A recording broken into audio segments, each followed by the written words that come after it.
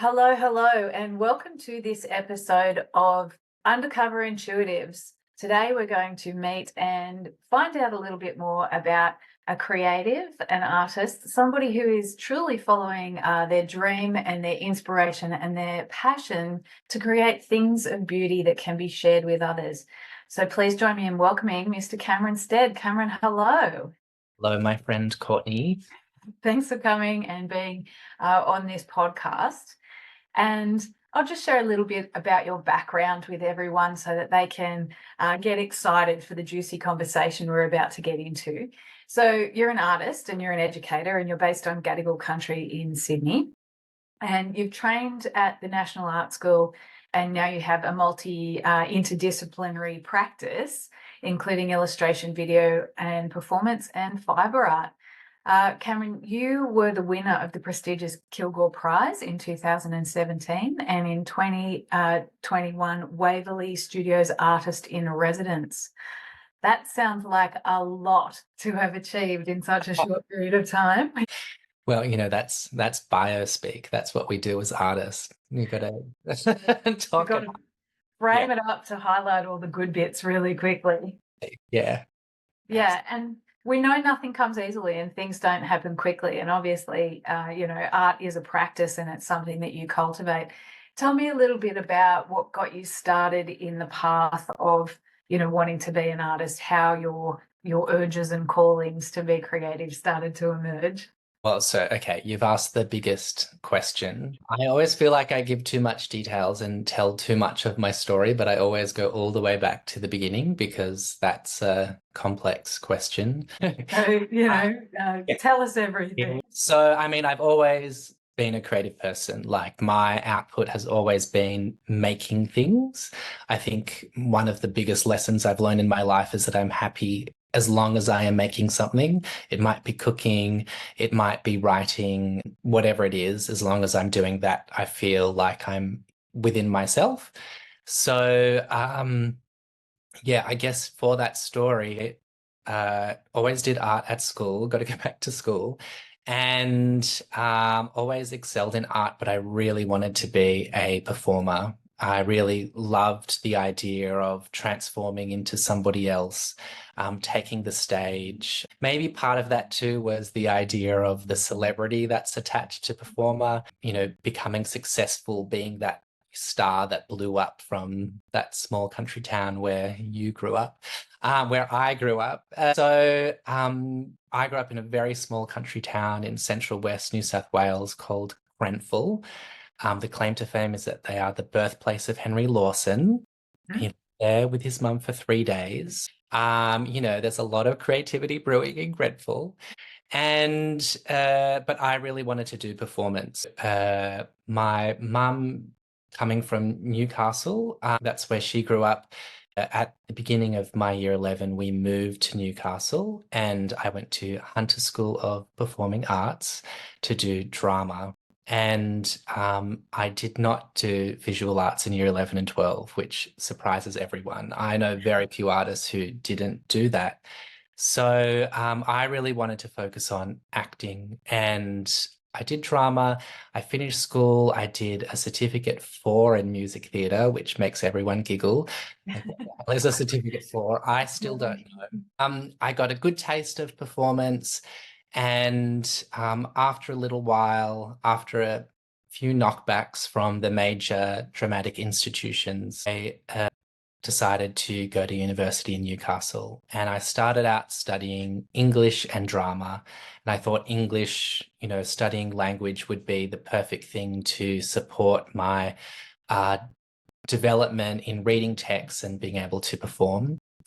But that little voice, probably from my parents, was niggling away at me of, how are you going to make this a career? How are you going to make money from this, sustain this in your life? And one of the sad things about that course that I was doing in drama is that most of the people who were doing it as an elective.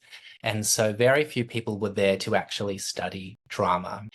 From that, those people who were doing it as an elective, many of them were studying communications. And I was really drawn to some of the ideas that they had presented to me what they were learning in their course. And so in my second year of uni, I transferred to communications degree, focusing on public relations.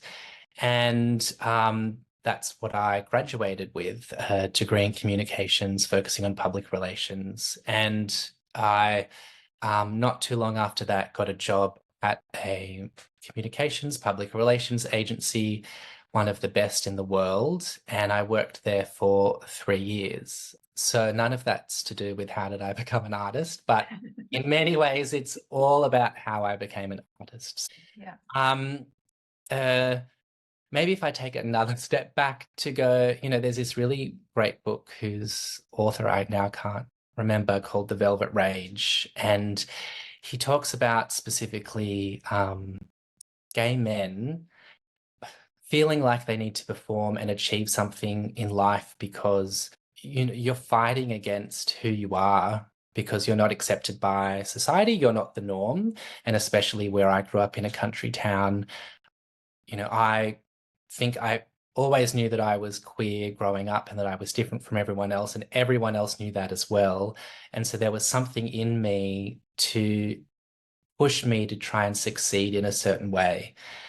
And, I'm saying this with the beauty of hindsight, that following that career, diverting my attention into communications and a professional corporate practice, was, in a way, I guess, what can I say? In a way, canceling out or ignoring what was inherent in me, which was the creative, which was being an artist. And really, during that time of working in a corporate job, I suffered from depression really badly. And I just wanted to work so hard to achieve. And I know I'm an intelligent person. I can do anything I put my mind to. So I really worked hard at that job to prove that I could do it.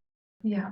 And every step I took to achieve something more in that position was another step further away from who I really am and what I need to do. Yeah.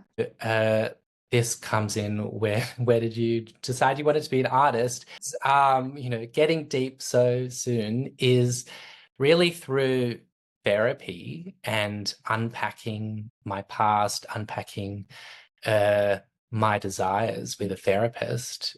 The main thing that came up for me in that time is that instead of sitting at a laptop, I wanted to be climbing trees. I would go to my parents and they'd ask me to trim the trees and get in the garden. And I just loved that time being outside and working with my hands. Yeah. And I realized in this job, and this is the case with so many corporate jobs, is that the more senior you get, the less you're actually doing. Having meetings with people, you're working on pitches, you're working on strategies, you're ticking boxes, but you're not actually doing the nitty-gritty. You're not doing the day-to-day. And so I was getting to this point in my job where they were saying to me, what do you want to do? Where do you want to go? Now you're getting to this kind of level of junior seniority, but you have this choice. And I worked at an agency that has offices all over the world. There were thousands and thousands of people who work in this agency, and we would have people come to visit us from around the world and share their job and the things that they were doing. And I thought to myself, you know what? I actually don't want a single one of these people's jobs. What the hell am I doing? Yeah. This career. And my housemate at the time decided that she thought it would be fun to go to a place in Sydney called Pine Street Studios, which is a local government run kind of creative centre. And we did an introduction to drawing and painting. And of course, I really enjoyed that because I'd always made art. And so that was kind of my first step of stepping back into my not old body, but I guess my real body. And I just had so much fun doing that. And I thought I would really like to create more time to do these things. And I guess I had a moment where I just thought I need to actually leave this job. I need to quit what I'm doing and have more freedom. And my initial thought was that I would leave and be freelance and have control over what I'm doing and create content for clients and, work on a bit of art on the side.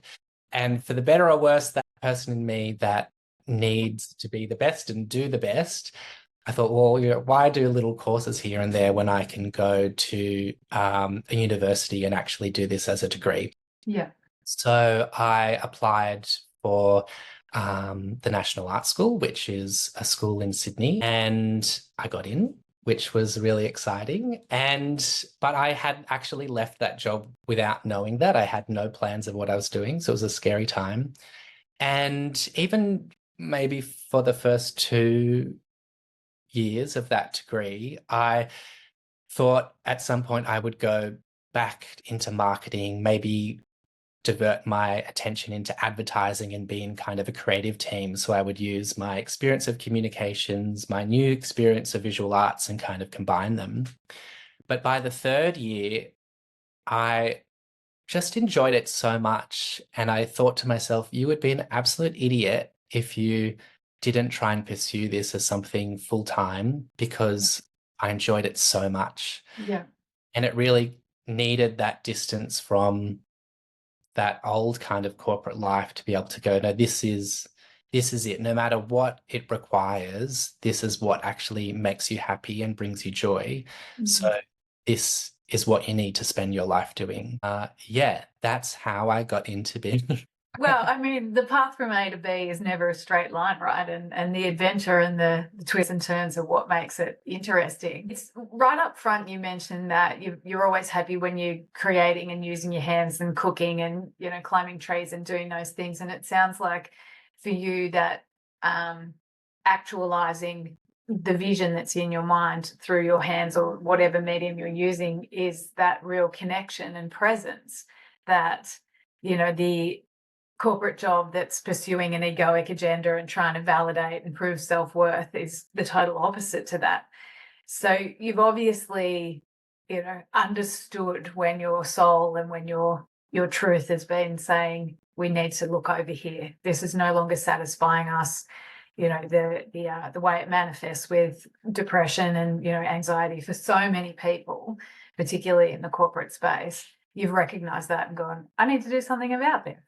Absolutely. Yeah. And this is now, I mean, I wish I remembered the name of the author, but for The Velvet Rage, he says that he's a psychologist, and he says that for most gay men, they don't have that realization until their 50s or after they retire, because they've had their whole life, and then suddenly they go, wait, what was all of that for? Why was I a lawyer? I really like being outside. I want to live on a farm. So in many ways, I feel really lucky to have had that realization in my mid-20s. I'd done all of these different things, and that, I could go, oh no, divert, I need to go over here. So yeah, I feel very fortunate that that is how things have played out. And you mentioned that when you left the corporate world and you didn't know what was going to happen, that was a scary time for you. But even though you were scared, you applied the will. You had the will to continue no matter what into the unknown. What's going on for you when you're scared and you're thinking everything's uncertain, everything's unknown, but I know I'm moving in a direction that is fulfilling. I'm remembering why I'm here and my soul's calling. How do you balance that? How do you balance that? It's a funny question, because I think as artists now, and I've learnt to be comfortable with this, that we live in a state of uncertainty. I remember in May, June 2020, as an educator in an art institution, the coordinator of our team going, oh, I'm so worried. Like, all of you, are you okay? And I'm like, dude, this is the world that we live in. Like, yes, everything's uncertain. And obviously it was horrendous. But as artists, we live in a state of uncertainty. We don't know when our next job is coming. We don't know when we'll get a chance to show our work. We don't know necessarily how our creative practice is going to change, depending on what we're influenced by. it is kind of hard to think back to that time of balancing those things, because now it just feels so natural. I do remember at the time people saying, "Oh, you're so brave to have left this job and gone and done this thing." I really didn't understand that at the time. I Right. just thought, why is this brave? I've just made a choice to not do that and to do this. And the gravity of that choice, I don't think I fully understood that. That was really a farewell, a departure to conventional life, an acceptable life. And for people listening, I just did inverted commas, acceptable life, Yep. that a world in the arts is, it requires you to think differently and to embrace the unknown and to uh, think about the world in a different way. Yeah, kind of looking back at it now and where some of the people who I worked with in the corporate world, where they are now and where I am, I just kind of think our worlds couldn't be too different. So now I can't remember the question, but I might or may not have answered it. Well, you did, and you've kind of guided us now down a bit of a path that's relevant. You know, you were talking about people saying you're brave and you having to have a new perspective, and I guess that's where it's important to consider what your definition of success is and how do you redefine your definition of success coming from that corporate, achieve, climb the ladder kind of mentality and the external appearances of success versus you feeling fulfilled in a job, but and also trying to be creative, have an authentic creative practice, but feel like you can create some income or have some security. How does all that fit? Yeah, I think that's probably one of the biggest jobs of a creative, of an artist, is redefining your idea of what success is. Because there are so many paths that you can take that, and none of them is right or wrong. But how you feel about going down those paths is totally up to you. It's nobody else's is Yeah, deciding how that feels. Um, I mean, my real first experience of success in the traditional terms of success is while I was still studying in third year at the National Art School. As you mentioned, I won the Kilgrour Prize, which is a major kind of figurative portrait prize at the Newcastle Art Gallery, held annually, um, with a prize attached of $50,000. So it's not insignificant. And that was absolutely wild. I never in my wildest dreams imagined that I would achieve something like that so early on. And on the one hand, it told me that I was on the right path. And so that was a really good signpost to be like, here you are, like what you're doing is what you need to be doing. Other people understand that. It's provocative, it's starting conversations. But on the other hand, that set a really high benchmark what my practice and my career needed to be as an artist before I had even graduated from art school. right. And sets up that traditional expectation of, you know, climbing up, going from now that great achievement to the next great achievement. Absolutely. Yeah. And I remember somebody saying, you need to ride this wave. Now you need to um, kind of go out there to all of the galleries and try and get your work there because your name's in, the magazine. And I was like, but I don't have the body of work to be able to do that. I'm still figuring out what it is that I'm making and I'm doing. So on the one hand, it was kind of like suddenly everybody at my university knew who I was because it's a art focused, dedicated university. So it's not like there are thousands of people there. And there was an expectation placed upon me of what I would achieve. And in some ways, like, I regret that. I regret winning that prize because I was already a mature age student, so I wasn't part of the kind of cohort of younger people. I was kind of already, you know, familiar with who I was and what I wanted. I had an idea of what the rest of the world looked like because I'd had these kind of other careers in a way. And so I already felt like I was kind of different from a lot of the people there, but then suddenly I was pushed out even a little bit further Right. where everyone was at. So I'm not necessarily invited to participate in the group shows of the graduating artists at little galleries because it's perhaps perceived that I'm above that, Right.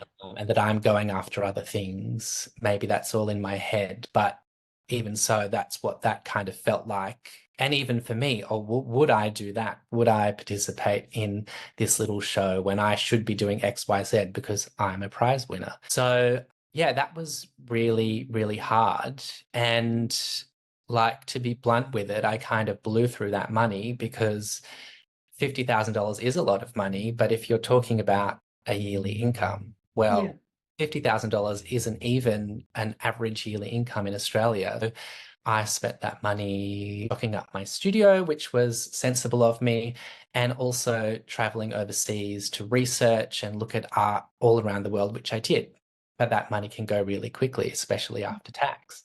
So then I'm come back to Australia and I'm dropped down to, well, I'm just another poor, struggling artist now, working as a gallery host. So yeah, I think that that year after I came back from traveling, so a year after I left art school, was probably the hardest because I no longer had the support network community around me of art school, which was so um he's so supportive and so encouraging, and you've got jobs to do and art to make, and um yeah, there's something at the end. Suddenly I'm in this big world of professional artists, and um I've achieved something, but in a sense it doesn't really mean anything, and I'm struggling just like everybody else is. So Uh, you mentioned that, in the beginning when you were thinking about being an artist, you wanted that freedom, and then it sounds like, you've left the structure of art school and the process and the doing this and that to achieve a freedom of a sense, but it hasn't. The idea of freedom is perhaps different, yeah. maybe. I mean, not to go into the complexities of the art world, but it is not a free place that people might think about, the romantic idea of an artist kind of making what they want and showing it in a gallery. There are so many structures and gatekeepers in place, just like there is in every other industry. So if you're not fitting the mold of what's wanted, what's required, then um, no one's showing your work. You have to kind of make your own opportunities, which is not necessarily the point, or maybe it is, in that I guess for me, it was figuring out, okay, well, how do I sustain a practice? What does it mean to have a sustained art practice? While, of course, making a living, you've got to live in Sydney. Rent is always been expensive. And making art is expensive. Where do you make art? So you pay two lots of rent. Yeah, for me, I decided probably after that year that I wanted to get into education. When I was young, although I made art, I wanted to be a teacher. My mum was a teacher, and I hadn't necessarily thought that was an avenue I wanted to take, but I kind of, in some ways, fell into it. I think because I am a good communicator, I took such a strong interest in talking about art and sharing ideas that my first kind of thing is that I was invited to work with curator Judith Blackall on developing and delivering a tour of public artworks in Sydney. And I love to talk, and I love to talk about art. So it kind of made sense that I would, really actually enjoy sharing ideas around art. And that kind of led me to do more workshops and tours and get a job as an educator at an arts institution. And now I am doing that a lot more often. So really, I think part of my practice is working with different community groups, working with local government, arts institutions to create spaces where people can make art, talk about art, and share ideas. And I guess the reason I'm starting to talk about that in this frame of what is success, redefining what success is because I realize when I look back that for the last 4 or 5 years, I have been living and working as an artist in Yeah. Yeah. So you kind of need to hold up a mirror to go, oh, hold on, you're already doing it. You're doing the dream. Yeah. Do I have a full-time, 100% dedicated studio practice? No, I don't. But I guess, I mean, my recent thing, and I'm heading there soon to set this up, is I was invited by North Sydney Council to take over Stanton Library for a Pride activation with activities and things centering on Pride. And I had my initial meeting and I was sitting on a bus and I kind of had this moment of self-reflection to go, whoa, I did not think this is what my practice was going to be. I thought I'd be making paintings or videos or things in a studio and putting them in the gallery and just kind of doing that on cycle. I didn't think my practice would be working with people to bring the ideas of art to life and in the everyday environment and be guiding people and supporting people's understanding of the world around them through art.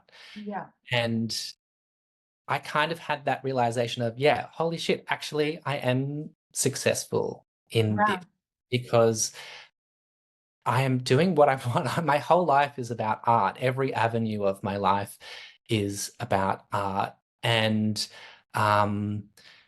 yeah, I think I have had to shift what I want out of it and what I think I need from it.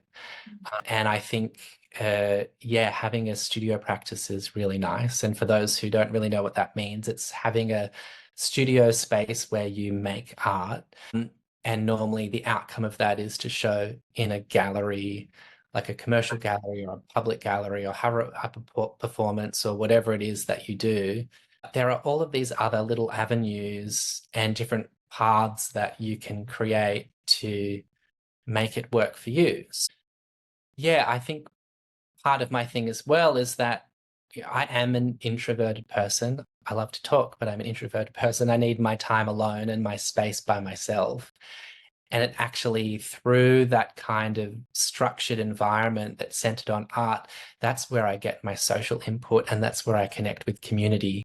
So that's the other thing I've kind of learnt about myself is that maybe I don't want to go out and party all weekend or have endless brunches or things. You know, those kind of unstructured environments don't necessarily lift me up and make me feel warm inside, but being in spaces that are focused on art and bringing people together and people sharing their stories, they do. So I've kind of made that my job now in a way. Yeah. So the education and workshop facilitation is another vehicle for creativity and creating and sharing creative methodologies and techniques. And it sounds, yeah, like you have had that real aha moment of I'm living it, I'm doing it. It's really interesting, the contrast between, the way that we're told and taught how to be successful, or this is what success is, or if you want to be anyone or get anywhere, you need to do A, B, C. There's a formula, isn't there? And it's a real mainstream, materialistic, shallow kind of view of what success is. And it's almost as if we're taught to feel like if I feel inspired, that's not enough. Yeah. Do you think that you can teach people that through words, or do you think people need to have their own real moment of this is it, to be able to let go of that construct and that idea of what success is? Yeah. I think part of my education work is supporting people to understand that people's stories are important, their experience is important, and it's especially with young people, that it's about following your gut, following your instincts, following your desires. And I recognize that's a really privileged perspective. A lot of people don't necessarily have the opportunity to do that. Um, and we have all these expectations placed on us by our family and our friends and the society around us. Mm. But it is so interesting to watch young people who are so committed to art, and they're like, no, I'm going to be a lawyer. No, I'm going to be a doctor. And it's like, Right. you might find success there, and there's nothing to say that you won't, and that by doing so, art won't be part of your life. I try to use my story, my example, as a lesson to go, well, kind of look what I did. Mm. Like, I went through all of these paths and to get here. And if I'd kind of followed my instincts from when I was young, then perhaps I wouldn't have taken that path. And I learned so much there. And I think so many of the skills that I have as a communicator, as an educator, come from that kind of other life. But I think possibly it is something that people have to learn and Experience. experience. Yeah. Otherwise, you won't know it to be true. Yeah, yeah, absolutely. And I think, if you had have followed your instincts earlier on, sure, you might have saved some time, but you're right. The skills that you've picked up in communication and how to work with and be with people and hold space, Yeah, that it's all part of you being fully in your truth now, isn't it? It's exactly. it's interesting, like you said, that you have to feel it to know it's your truth. It's you can be told something a million times, but until you have that tangible experience, that visceral experience, you just don't get it. What advice would you give for any young person working in the creative field or not about how to be more aware of when they're getting those little hits or when those gut feelings or instincts are calling to them? I mean, I guess jumping back to my experience again, I mean, a lot of people, well, there's two camps. A lot of people do equate being creative, making art in whatever form that is, as a kind of spiritual experience. Yeah. Even if you define a spiritual experience as connecting with yourself and something greater. For me, I was really tapping into that in my second and third year at art school. I was meditating a lot. I was spending time just trying to focus and ground myself and be centered and kind of guide myself. I guess my advice then, thinking about my own experience, would be find space to listen to yourself Mm. and find space to create without other people's input. That's not to say that other people can't have good prompts or advice for you. Uh, and certainly when you are studying, lecturers will kind of challenge you on ideas. My greatest lesson from that is that they are just trying to challenge you to get you to justify your decision making Yeah. rather than to throw you off path. So, for example, they could say, this is this is stuck in the past. What you're doing doesn't make sense for now. But if you can justify why it's for now, if you can communicate effectively to somebody why what you're doing is relevant, that's kind of all that they need to know. And Mm. maybe then once you accept that, they can guide you to strengthen that even further. Mm. So yes, nobody operates in a vacuum, and you do require input from lots of sources to make. That's where we get our ideas from, the world around us.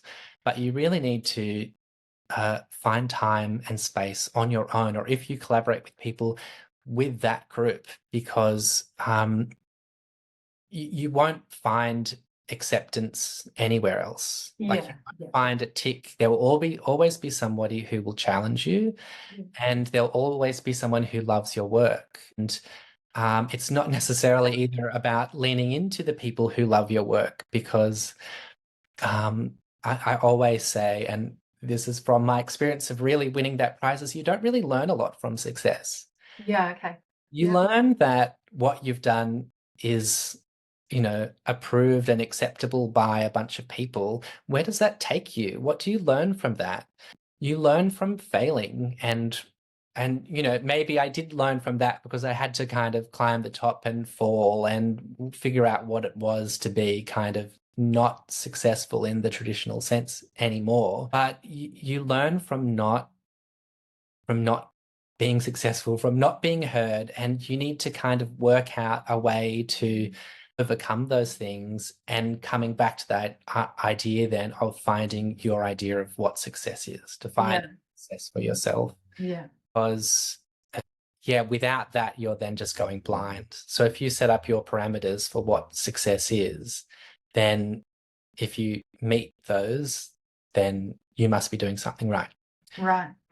Absolutely, advocating for yourself and Yes. validating yourself. You learn that through the failures, don't you? So you're saying if you're being challenged in your art, your theory, and your reasons, you're actually being given the opportunity to demonstrate and articulate and understand your process and why you're doing what you do. I think that's really interesting, that success, that external other person's version of success is a little bit of a no man's land for understanding self. It's somebody else's approval, and Yeah. we just seek it so much. Yeah, I fully agree. You've got to learn to validate yourself. You've got to learn to understand when you are experiencing joy or satisfaction or feeling present. You've got to learn to understand when you're feeling challenged in a way that can teach you something. And I guess you've also got to learn to understand when things are happening that you can actually have a boundary around and say, this is not for me. I'm going to take myself away from this because it doesn't add to my experience. It's not serving me at all. So that's a really interesting way to look at the world, I think, for sure. Can I pick up on a word like you said, when you're challenged? And for me, if I come to what my personal parameters of success are, well, at least when I'm making, is if I'm not being challenged and not challenging myself, then it's not worth doing. It's too easy for Right. me. And also, if I'm not having fun, then it's not worth doing. Yeah. And this kind of then leans into other people's idea of what success is and what's required to um, be successful or meet other people's expectations. Because I know, and that's that internal guide, that if I start to do something because I think, oh yeah, I need to do that, I want to get that here, I want to get this into a prize, I want to make an exhibition, and it needs to be this.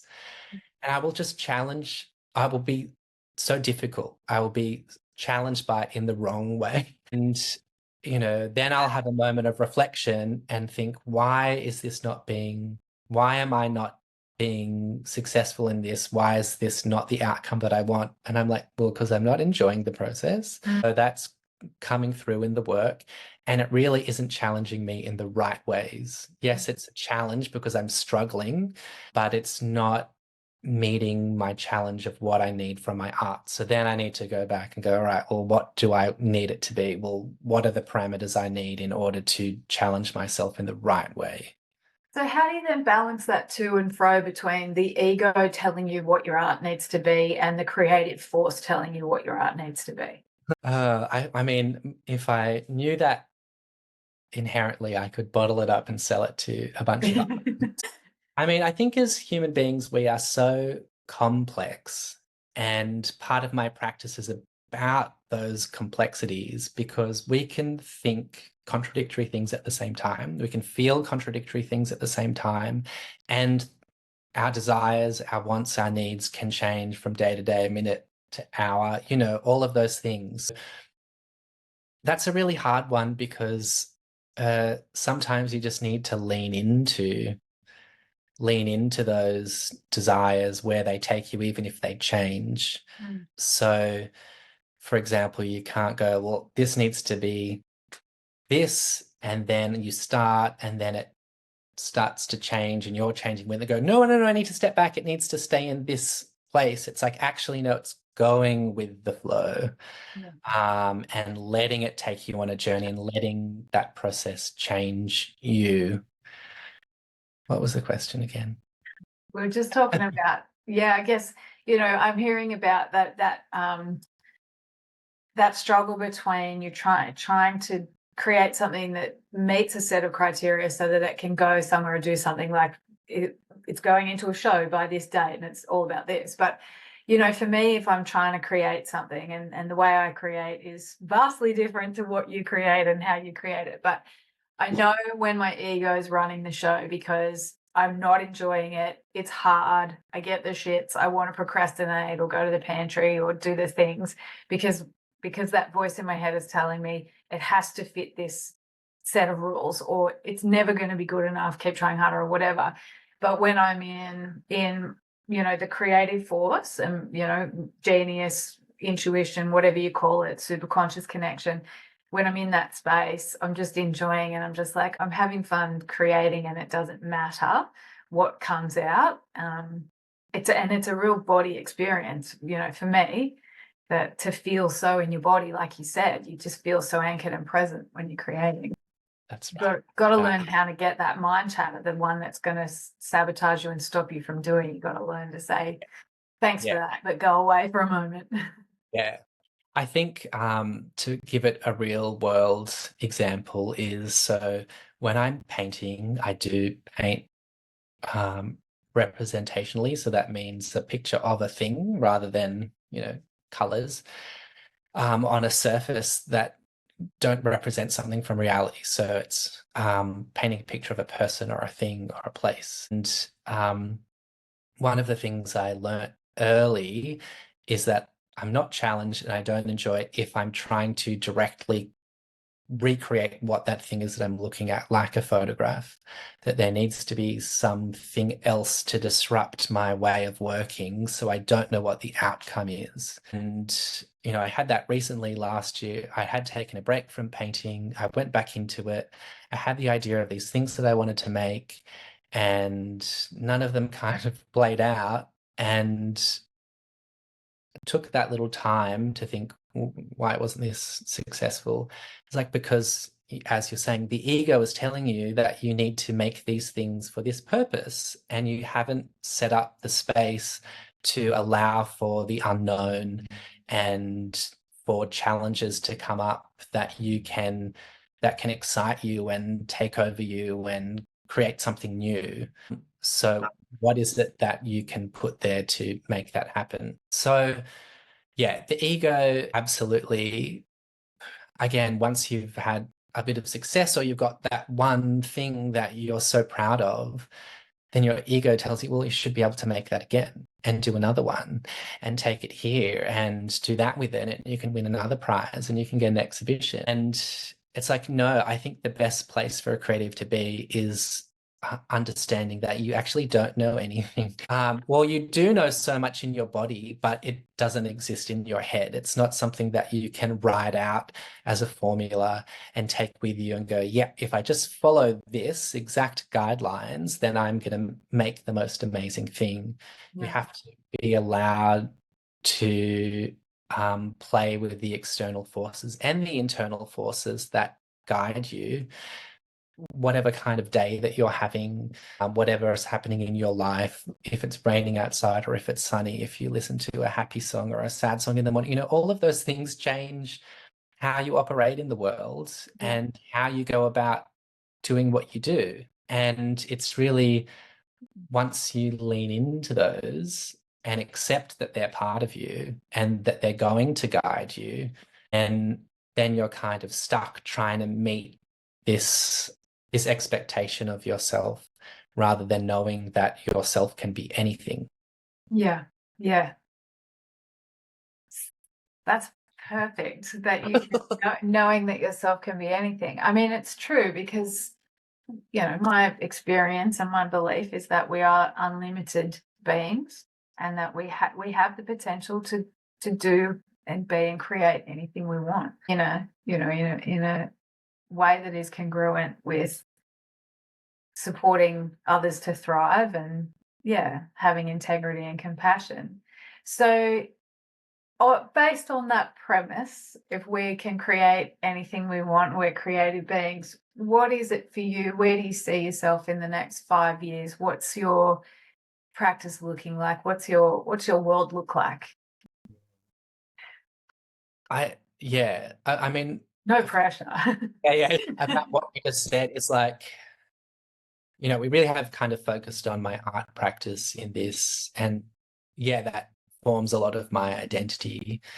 But, within my art practice, I do a lot of different things, and I don't necessarily continue them until I've perfected them. That's not what I'm interested in doing. I'm following kind of my intuition, my feeling of my desires of what I want to do in that moment. So at the one time, I could be doing some digital drawing, and I've made a couple of coloring books in the last year, and I could be making knitting things. And so on the one hand, I could say, I want to be so much more successful as an artist in the next 5 years, but I also know that I will take myself to places that I don't know what they are yet.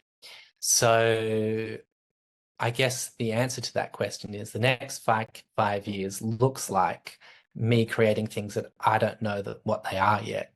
Yeah. And working in ways that I don't know what they are yet. And I'm excited to see them and excited to see what future me brings to the table. And of course, I can work towards the little things to set up what they might be. Like, I know I want to be making paintings. I know I want to make more coloring in books. But I don't know what they are.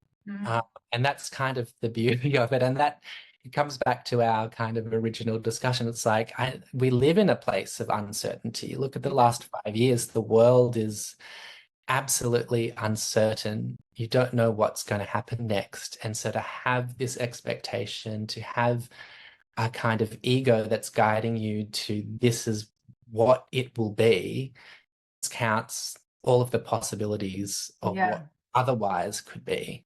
I'm hoping for something wild that I don't know what it is yet. Yeah, awesome. Good answer. Good answer. I love that. It's unlimited, isn't it? It's an unlimited possibilities. And you're right, it ties in nicely with you saying you're used to uncertainty, and that's how, creatives and artistic people work. I've really enjoyed hearing about that process and your journey. And I can see that you and I could sit for a very long time with multiple cups of tea and scones and jam and talk about that. But for now, we're going to leave it and leave our listeners wanting more, perhaps. So I hope, Cameron, that you will come back and join us down the line and share more. And I wish you all the best with your upcoming Pride exhibition and the work that you're doing in the community. And we look forward to talking with you again soon. Thank you very much. It's been an absolute pleasure. And I hope that I wasn't too nonsensical wafflings. I told you I like to talk. So those are the conversations we're here to have, Cameron. Awesome. All right. Well, that's it for today. And we look forward to catching up with you all again.